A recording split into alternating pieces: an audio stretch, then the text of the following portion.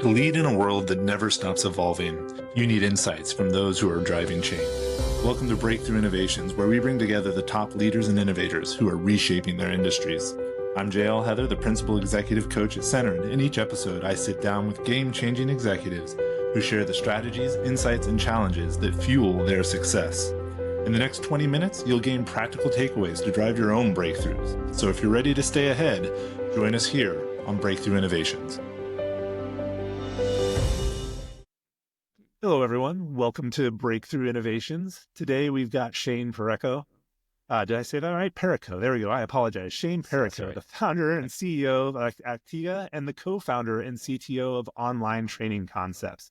Shane was just awarded the top 10 tech startups to watch by North Carolina Tech Association and has recently authored a white paper on extended responsive web design for building 2D, 3D web content accessible from any device, which sounds really cool to me, and I'm excited to dive into it. So Shane, thank you for being here. We're really excited to have you on the show. Awesome. Thanks for having me and hosting. I appreciate it. It's an opportunity to talk about this stuff with people who are thinking and talking about innovation is exciting. So I appreciate it. I love it. I love it.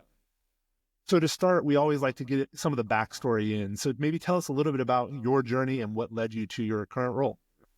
Nice. Well, I could consume a lot of time trying to tell my whole story, so I'll keep it brief. And the gist is I got into the world of online education before the pandemic, so the timing was kind of cosmic. I was working as an instructor in ultralight aviation, so teaching people paragliding and working with a hang gliding school and paragliding school out in Utah. And needless to say, the online education world at that time before COVID was still kind of early and growing, but the amount of materials to support someone who's trying to seek that kind of aviation was basically non-existent. So I kind of took the bull by the reins and by the horns and decided to create some online learning material, built a really simple website and tried to create some accessible content for people who were training. And that was 2018. And that first year, 2018 to 2019, I saw this incredible response in the ultralight and the paragliding community globally. So there was like 70 schools worldwide started using the platform. And I started then dealing with, as I'm sure you're aware, like this kind of onslaught of requests. So can it do more? Can it respond to questions? Can it track answers? Can I see all that stuff in a report? So I was interacting with instructors and with students and with a lot of people who were really excited about what this platform represented, even though it was really basic and simple at the time. So I decided to start the business, Online Training Concepts, and really focus on building online learning materials, not just for ultralight aviation, but for other pursuits. And then the pandemic happened and really the business shifted to something that was more client service agency model. Like many organizations and businesses were struggling with the shift to remote work and remote training and onboarding and all of those things. And so all of a sudden I had some expertise in that. And we found a lot of traction in the nonprofit world and in the small and medium-sized business world. And that business, Online Training Concepts, has kind of grown into its own thing now. I work very fractionally now for that business, and Aktiga is really my focus. So awesome. How we started Aktiga, which was last year, well, actually 2 years ago now, because it's the first or the second. And so March of 23, I started Aktiga to focus specifically on immersive training. We had engaged with a client who was looking for like a VR training experience. Also a piloting application for drone pilot training. And so started to learn more about that process of production for immersive content and just discovered how complex and challenging and costly it really is. It's rife with problems and rife with opportunity for innovation and change. And so, I was working with a couple of software developers initially. Actually, I know we'll talk a little bit about the white paper that was authored, but very talented engineer. Also here in Asheville, his name is Keaton Bishop Marks. He really was the primary author of the white paper that we published. And we just discussed this alternative path instead of choosing a game engine like Unity or Unreal and trying to build them for the native application kind of marketplace. Like, you have to choose an ecosystem to publish into and distribute and fees and, it's an app store model. So you're sacrificing all kinds of revenue at every step of the way. You even have to pay to use the tool to create the content. Right. So, and it's all percentage based. So at the end with a product, you're lucky to get 50% of any dollar that you process on your product, which is just a crazy model. And we discovered that the web was this alternative. And the only fees that you have to deal with are like payment processing fees like Stripe 2.5% or 3%, something like that. So we got really excited and decided to start the business and kind of go hard into the world of web immersive, web XR, and trying to build 3D and immersive content that's accessible. That's awesome. I love it. And I know when we were talking earlier, you mentioned also kind of your work within North Carolina, especially after Hurricane Helen. I'm having trouble pronouncing words today. It's all right. It's Helene, but you got it. No worries. Helene. There we go. You're making an impact, though, on the tech ecosystem there. And I'm curious, what inspired you to focus on Asheville? And then how are you fostering innovation in that region? So even outside your companies, but in that region. Yeah, that's a great question. I ended up here in the Asheville area back in 2002. So I've been here over 20 years, mostly in Brevard, small town, about a half hour, 40 minutes to the south, and just fell in love with the area and access to natural environment. Pisgah National Forest is one of the biggest national forests in the country. And so being in an outdoor kind of education experience kind of world, I was doing outdoor education before I got into ultralight aviation instruction. And so experiential education and outdoor education was really kind of more of my background, that and audio production, and I have a storied past. So again, I could divert into a lot of that, but I'll stay on task. Focus here today. Yeah, right. Focus.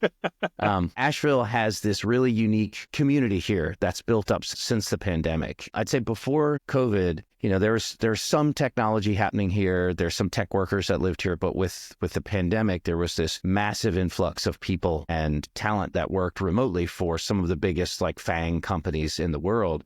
I mean, I've met people who work for Slack and Google and Apple and Netflix and, Salesforce and all of the biggest companies, tech businesses, and they live here, and so there was an organization that was actually started during the pandemic by a friend of mine in town who I came to know through this organization called the AVL Digital Nomads. And the organization started just as an effort to create some community and let's get together and hang out. And gosh, I guess started in 2021. And now it's got close to 5,000 members, and over 3,000 members here in Asheville. And so, these organizers have sprung up, and there's, before Hurricane Helene, there's between 20 and 30 events every month, and that could be leadership focus, meeting up at a wine bar to drink wine. There's a book club. I started organizing a tech focused event called AVL Tech Connect and had product folks and software developers and designers kind of all coming together and hanging out and presenting their work or stuff that they're building for a client or for a customer. And so just creating some general collaboration. And these events were getting on average between 50 and 75 people every month. And that's a lot of engagement for a town as small as Asheville, So, my perspective on that is that there's this really unique bubble of folks that are here that don't necessarily work for businesses that are based here, but they're interested in that possibility. And so all we really need to do is create the bucket and give people an opportunity to interact with each other. And so that's what I've been trying to do, is fill this role. I've actually connected with a couple of former CTOs and CIOs from Charlotte, and we're looking to create like kind of a technology organization here in this part of the state. We're still really early in the conversation. At the very least, just trying to find some tech leaders that live in this region to get together once a month to talk more big picture. How do we have more of an impact on the, really the development of the tech sector as a bigger part of the conversation here in the local community, in the local economy, and in the ecosystem. So it's still early in terms of that kind of impact, but it's exciting to see that kind of interest, No, and I love that kind of community engagement and creating a space for diversity of thought, kind of come together and see what comes out of it. I think that's amazing. And I'm sure like that level of engagement in your community and connecting with that many people probably also helped you hit that top 10 tech startups to watch. But I'm curious, like what else? Like what are the other innovations or approaches that set Aktiga apart in that competitive tech space and won you that award?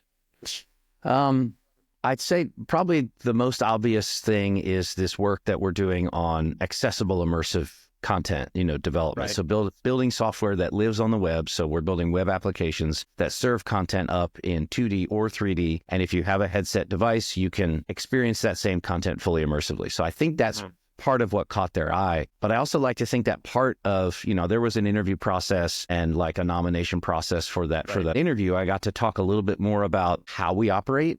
In my mind, it's one of the things that I feel like I feel like is innovative about our approach at Aktiga is that we're not solely focused on the what. There's sure it's exciting technology and it's fun to put on the headset and experience content and be like, wow, and like using your fingers and hands to interact with content. And also the what is just part of what I feel like makes us special.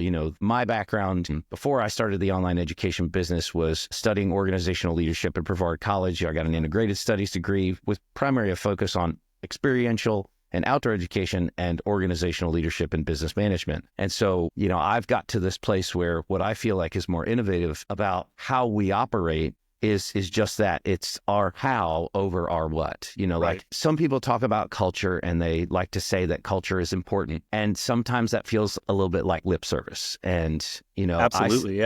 I studied Ed Deming almost exclusively my final year in school, and this focus on finding joy and facilitating pride in work. And, it's like bringing the fun back into the workplace and creating a safe space and giving people the ability to make their own decisions and be adults and come into an office if they want to, or work fully remotely if they want to. We have kind of this work policy at Aktiga that's you work when you want, where you want, when you want. And so if you want to work at home, work at home. If you want to come into an office and be there part of the day, great. If you've got kids and you need to be gone part of the day or part of the afternoon, that's fine. Go do your thing. If you're productive, like I have these spurts of productivity late at night from like 11 p.m. to 3 a.m. And maybe I'm weird, but I get a lot done when there's nobody else awake and no one around me distracting me. So I try to focus that time to be really productive. And I think that's kind of the core of what Deming's message is let people decide when to work and what to work on. And that means they're going to find that joy. They're going to enjoy their work. They're going to want to work more, and they're going to be more productive. There's all kinds of studies that, Deming was involved with Japan back post World War II, and all of this stuff that talks about people's motivation and their productivity and how directly tied to their interests and their creativity that is. And so what I'm trying to do at Aktiga is build an environment where that's the focus. We all get to try our best to focus on the things that we're most interested in so that we can be as productive as possible with the time that we can give to what we're doing. It is still a startup and we're very bootstrapped. We're not VC funded. There's not a lot of VC funding in Asheville. So, not everyone is working full time. And so people are working more than they should be. And I'm paying them less than I should be. And I'm aware of that, and I'm also trying to get things to a position where that's not the case moving forward. And I feel like 2025 is the year where hopefully all this stuff comes together for us. Well, I wish you the best of luck, and I think there are some ways that maybe I can help there. We'll talk after the show. Okay. I am curious though, the how. I love what you say about the how. I'm a big fan of Daniel Pink and his philosophy of motivation being purpose, autonomy, and mastery. And I think that fits really well in what you're saying. But now, given the how, and with, online training concepts, all the design you're doing, the LMS integration, how do you see these immersive technologies transforming education and training in the near future? And how is your how gonna lead into that? Oh, that's a great question. I feel like there's this natural gravity or this like natural progression that's occurring where people are starting to identify and leverage the benefits of immersive technology, whether that's spatial computing applications. Immersive training and immersive learning is definitely like always high on the list of what's the killer app for VR or for AR. Right. And with like Google announcing Android XR and Samsung getting involved with the hardware side of things, it's like I feel like there's kind of a new moment that's happening now for XR with the kind of the heft of AI integrating and making these two technologies work together more seamlessly, taking the power of AI and taking the interactives of VR and XR and putting those two things together. And I think there's all kinds of opportunities for exploration and innovation. And there's going to be all kinds of new stuff that's going to be happening in the coming years. I think that our work is trying to kind of educate people about what this medium offers in terms of benefit. There's lots of research out there that talks about how successful and effective immersive learning is. I mean, the language professionals have been kind of singing this model for years and years. Like if you want to learn a language, go there and immerse yourself in it. Yeah. And you'll, or learn by doing, kind of like the experiential model. And really simulation training and VR, like immersive learning, takes those things and it kind of smashes them together. So you get this ultra focused environment where you're free of distractions. So you end up with this environment where you're free of distraction, you're focused. And what the research is showing is that people learn in VR or XR in an immersive environment between 4 and 6 times faster, and they retain twice as much new information. So this is specifically 18 to like 35 adult range ages. But there's this kind of magic thing that happens when you put on a headset and you go into an immersive environment with the intention to experience something new or to learn something new. Right. The brain is firing on all cylinders, and you're able to learn and pick things up really quickly, and then walk away from that experience having retained much more of the content. So, what excites me about that, and what we're finding with building accessible immersive content, like we're building on the web, so any headset can interact with this content. You don't have to have one particular headset model and go to one particular app store and download one app. All of that takes a lot of technological effort to build like one native application. So by building for the web, we're building for all devices. Sure, it works in all headsets, but it's also accessible from non-headset devices. And so that, to me, that's exciting. Building 3D content, building immersive content that's accessible to anyone that has an internet connection, and then being able to leverage that environment for people to learn at their own pace at this accelerated rate. In my mind, that opens up all kinds of opportunities to rapid onboarding and rapid accelerated learning and educational experiences. So, I immediately go to higher education and I'm like, wow, people could get a 4-year degree in 1 year. Like if we're talking 4 times faster, how do we validate that someone knows the information? What's our testing? And, what's our process look like? And so to me, that's what I'm really excited about, is the opportunity to craft these new methodologies, leveraging the technology to both transmit and convey new information for people to learn, and then to validate that people really understand it. Yeah. Well, and I love everything you're talking about. I think knowledge is one of those things that unlocks opportunity for people. And I love this approach to it, because I've always thought, and there's a lot of research that proves like traditional training just doesn't work. Has to be something more. It has to be a do element, an experiential element. And I feel like that's what you bring. And I feel like we got a glimpse of your long-term vision there. But real quick, is there anything else from that long-term vision perspective for Aktiga that's on your radar before we wrap up? Yeah, I'd say, right now we're focused on bringing a more standard productivity-related application to market. We're actually launching into beta currently, so we're excited about that. I feel like there's a lot of opportunity in the market for this particular piece of software to gain traction and build revenue for us to be able to leverage into more of our immersive, WebXR hopes and dreams. But long-term vision for Aktiga has, I've been sharing this with the team really kind of since day one, is this vision of separating the concept of business and product. There's so much conversation in the especially in the VC funding world, of what's the business, and most businesses are their product. And so when the business is invested in, then it becomes its own sort of product life cycle, and then it's bought or purchased by, a hedge fund, or there's an acquisition. There's always an exit for the founder. And what I'm hoping to do with Aktiga is change that conversation some and say, hey,